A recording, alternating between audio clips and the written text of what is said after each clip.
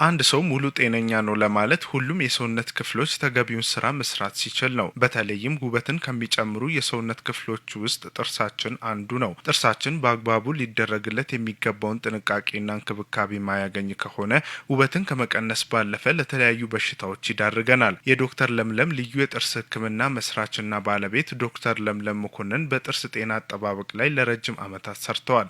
ከፕራይም ሚዲያ ጋር ባደረጉት ቆይታ ስለ ጥርስ ጤና አጠባበቅ እንዲህ ይላሉ። አንድ ሰው የአፉን ንጽህና መጠበቅ ያለበት ሚኒመም በቀን 2 ጊዜ መሆን ይጠበቅበታል ማለት ነው።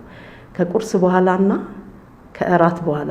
አንዳንድ ጊዜ ሰው ቁርስ በልቶ ምሳ በልቶ ራት በልቶ ይተኛል። ጠዋት ብራሽ አድርጎ ቁርስ ይበላል፣ በዛው ውሎ ያድራል።